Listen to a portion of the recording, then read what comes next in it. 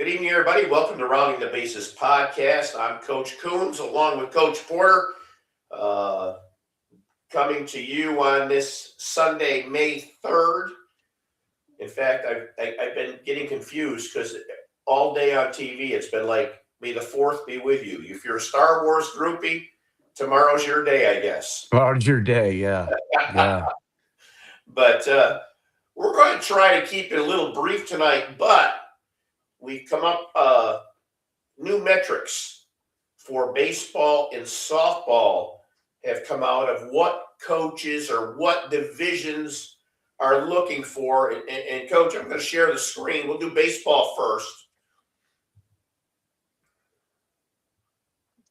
There is the recruiting metrics by level of what is going on now. And you can see, I mean, if you're watching college games on TV or ESPN Plus or wherever it may be, or even at the ballparks, you know, that 88 to 95 for Division I, you're seeing that pretty consistently. In fact, the 88s are probably, would you say lefties, Coach?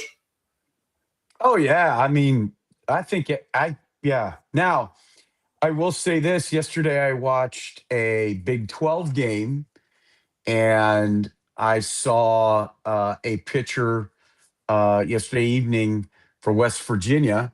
I watched West Virginia and Kansas State, and he was funky, and he was a starter, and this is no lie, he was sitting in that 80-mile-an-hour range. Right.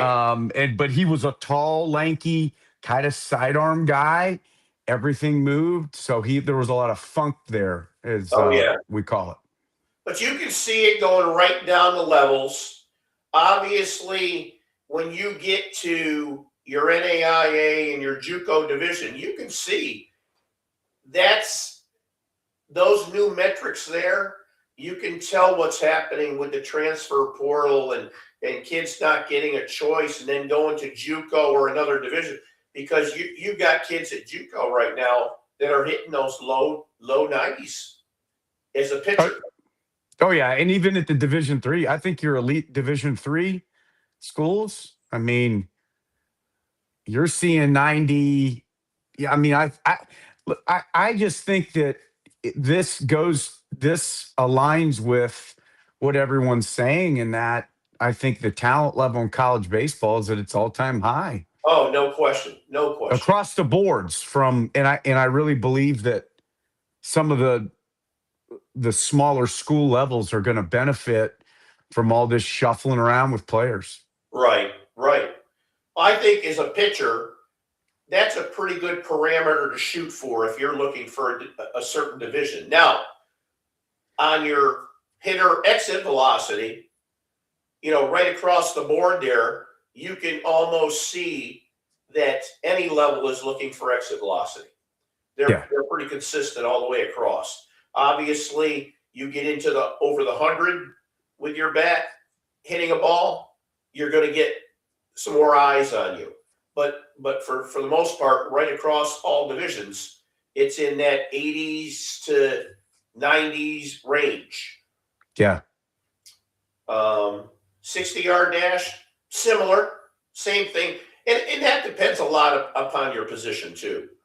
Pop time as a catcher, you can see those there. Infield arm, I think that's a big stat. Now, people are looking to play deeper because the exit velocities are getting harder. So they're playing that much deeper, which means you got to throw it that much farther, which means you better have a lot more on it to get it there. Batting average speaks for itself. You know, 350, I'll tell you, if you can hit 350 at the D1 level consistently, you're going to find a lot of opportunities. There's going to be opportunities, especially with the way pitching is now. Right. Unreal. Oh, yeah. Now, GPA, I thought this was kind of funny. Not funny, but confusing for me, because with NIL and everything else that's going on, are we still student athletes? So to see that 3.5 GPA, if you've got a 3.5 GPA, you've opened a lot of doors for yourself. Yeah. And then it goes down, the NAIA, the JUCOs, and understand this: JUCO on your academics. The reason that says varies is because they're there to help you improve those academics to try to get you up to the next 4 divisions. So, And what you did in high school can affect your eligibility or how you can get eligible going from JUCO to the NCAA if you were a qualifier or not. There's correct. 2 different. Okay, if you were a qualifier out of high school. But these are great things. I do think players that sometimes forget, or not forget. That's not fair. But I think it's sometimes players lose track of the fact that they have to perform. Right. Oh, yeah. These metrics get you in the door, but you've got to be able to catch the baseball. You've got to be able to, you know, move with speed, skill, and grace. You've got to be able to get the job done. You've got to be able to help somebody win. These metrics definitely get you in the door and definitely help. I mean, if you've got the type of bat speed and strength at contact and bat path that can produce a 100 mile an hour plus exit velo, great. If that's obviously going to be a huge help to you as a player. Or if you have the arm speed that's going to get you a 90 plus mile an hour reading off the mound, 85 plus defensively or 90 defensively. Obviously, that's big. If you can run a 60, with a really good time, that's great. Maybe even more important, a home to first or a steal start time as well. I think guys are starting to look a little bit more at those. So I think, being athletic, having the metrics is great. You got to perform. Right. You have to perform when the lights come on. We used to, back in the day, guys used to call it being a 5 o'clock hitter, right? And or now you'll hear people call it a showcase hitter, right? You're taking showcase BP, you're back spinning the ball all over the place. You're looking, going, this kid should be able to hit. He's got good balance. He's got, a nice workable, swing. He gets that barrel out there, creates a lot of backspin, all that stuff. But when the lights come on and you get in the batter's box, can you take care of business? And Right. I think that's a big deal. And I think that's where we can help you bridge the gap in your recruiting from the metrics piece to an evaluation piece to seeing you play in person, to be able to tell somebody, look, here's this guy's metrics. Seeing him play in person, this guy can do it. He can compete. What's that sixth tool on top of this? So Right. this stuff's going to get you foot in the door, but you got to be able to perform. Yeah, and you hit a great point. Coaches will call to ask about metrics, and then the next question they'll ask is, "What kind of kid is he?" And I'm gonna give you a couple things to think about. School year is starting to wind down. A lot of classes, you've already taken the tough stuff, and it's some other things going on. Don't just blow the days off and not go back to school. You got to finish strong, because 2 scenarios will happen. I've seen scholarships where kids were involved talking about a scholarship. Academics, the last 3 to 4 weeks of school, tapered off because they blew off school, or they figured they weren't doing much. And the coach re-examined it and says, wait a minute, what happened? You can still get in, but why the dive academically? They want people that can finish. They're going to want people that can get it done till the end. The other scenario is know the recruiting calendar. I was reading a story the other day. College coach had to take a flight to go see a couple kids that they were recruiting. and he had one other kid on the way, so he had time to go to his school. He goes to the school, the kid wasn't there. He took a 3-day weekend. So now he has to get on his plane and go, and then the kid is wondering why the coach won't come. Know the recruiting calendar. A coach can show up anytime to see you. They don't have to announce they're coming as long as it's the live period. And I think that's important. You coach those kids, coach. I mean, coach can Yeah. show up at the field any day. Any day. And here's the other thing too, there's a couple things. So a lot, at least at the small school level, not Division One, but your D2s, D3s, and NAIs, if they're a lot of these places, conference tournaments are starting to wrap up already. Right. And coaches are going to be free. And you're going to see more smaller school type coaches getting out on the road to high school games, I think, right now, watching tournament games. Now that maybe their regular season or their conference tournament, or maybe they've been eliminated, or maybe they have a little bit of time between conference tournament and regional, they're going to get out and see some kids that they need to see, especially with late recruiting and the way the portal goes. And people say, high school coach or college coaches don't go to high school games. I mean, I think they do. I mean, I think I they do think that too. I think they do. And I especially think they will right now if they're not coaching their team. Some schools graduated this weekend. So Right. I think Right. that you got to be on your toes. The second thing is that, and the other thing, coaches are having exit meetings with players, and players are going, I'm not coming back, blah, blah, blah, blah, blah. This is when all that stuff happens. And even at the Division One level, you still have a couple of weekends left, maybe 2 or 3 weekends left. So that maybe is there's probably some dialogue going on with guys that aren't going to come back and return to school. But be on your toes. The second thing is mental and physical fatigue from the season's real. Yes. Senioritis is real. You're down to the last probably, let's see, 5, 10. You're probably down to the last like 15 days of school. If you're getting out around Memorial Day, you're like 12 to 15 days left, right? And don't let off the gas. And don't let off the Exactly. gas in your routine. The other thing is, if you're done with high school, some states are getting done. The Midwest, Northeast, Eastern states, we're still a couple weeks left in the regular season. And I think if Right. you go farther, Michigan, New York, I think there's even more, Right. Um, yeah.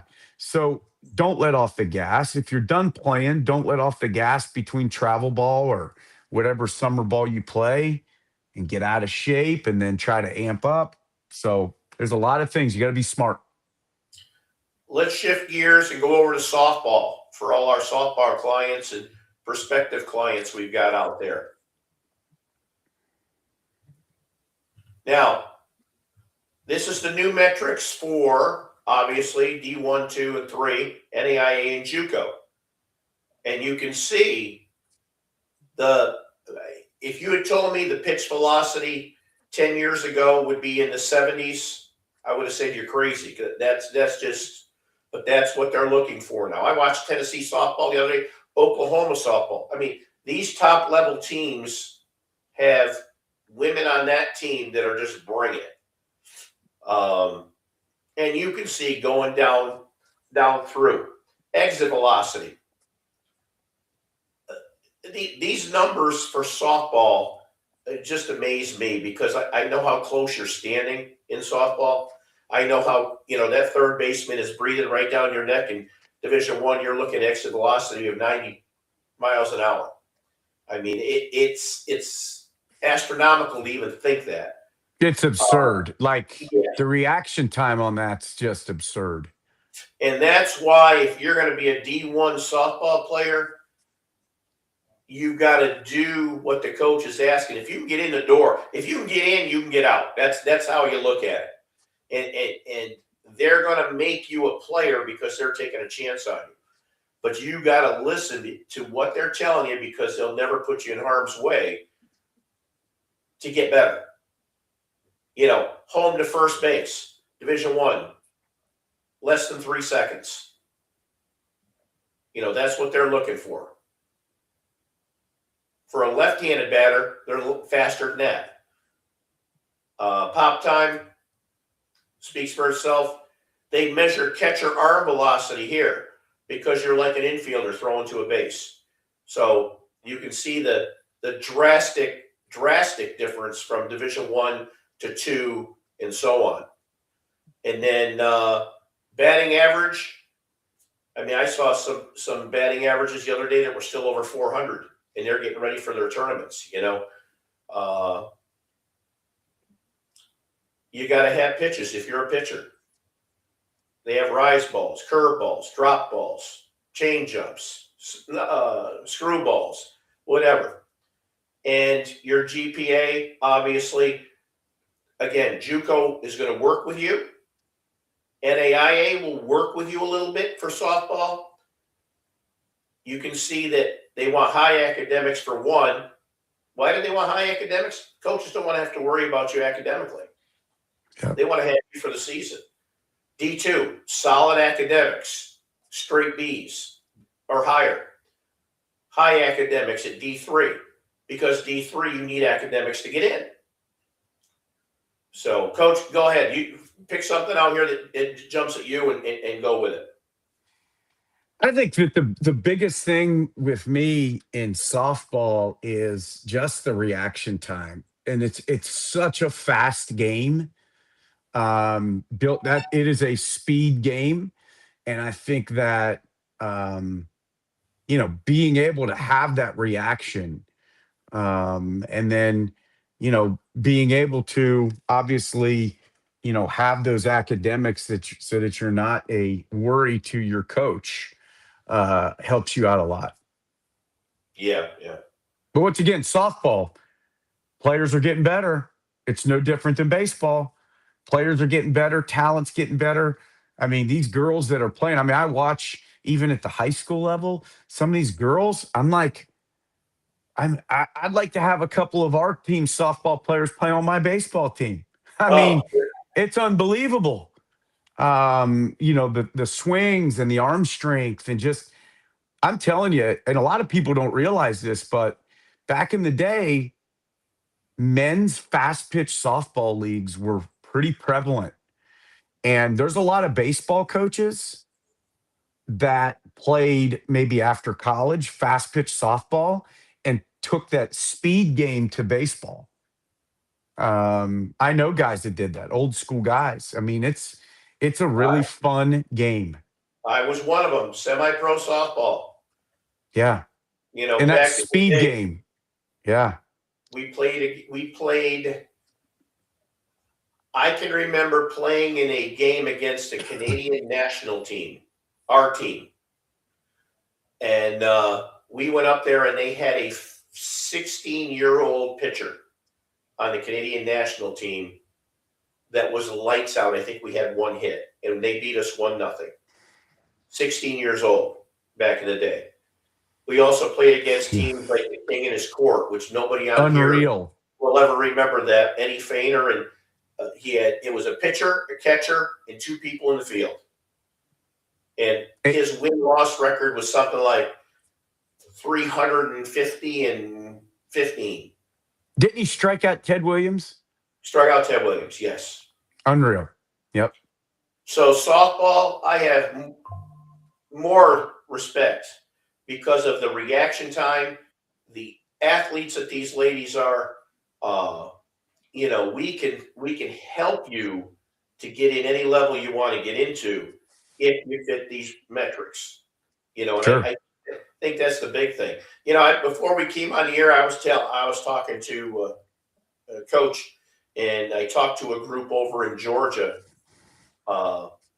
and did our presentation. It was families, and they were all really some good questions and things. But one question I got was, how what aren't you doing that these other companies are doing where they can charge more? And I said, well, why don't you ask me what you'd like us to do? So, do you do this? Yeah, we do that. Do we do this? Yeah, we do that. Do we do this? Yep, we do this. So after about 6 or 7, 8 questions, they looked at me and I said, there is one thing we don't do that the other companies do. And they go, well, what is that? And I said, reach for your wallet and look for more money.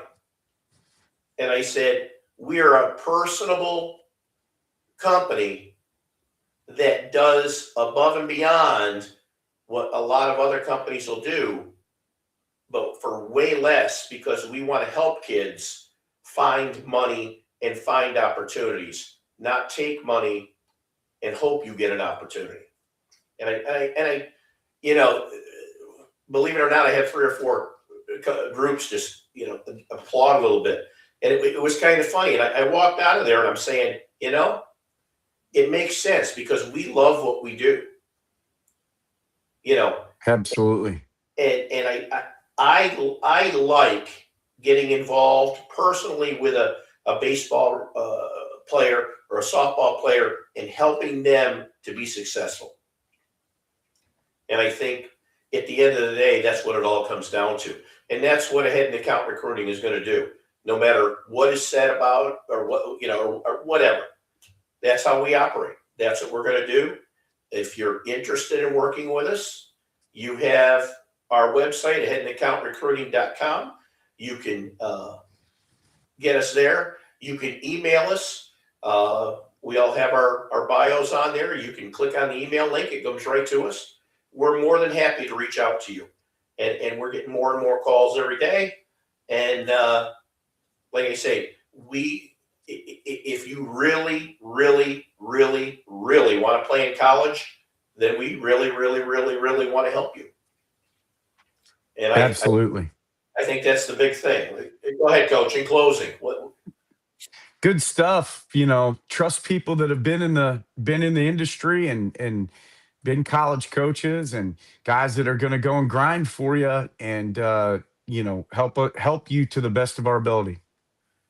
We will put these metrics up on our website tomorrow, so you can always go back to them and just to get an idea. Again, these aren't the written in stone or anything like that, because there's a lot of other parameters that will come into play that you may not be a 70-mile-an-hour pitcher in softball, but you also can bring this to the game that's not on this chart that might make up for a little bit. And we can let you know what those are, But we'll probably take next week off because it's Mother's Day and you all should be out there doing something nice for your moms.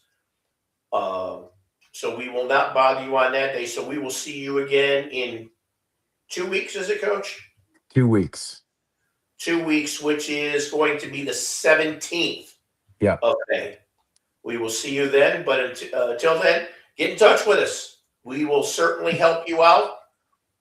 We're not hard salespeople. We just are coaches who know a lot of people and a lot about the sport. So until then, thanks for tuning in.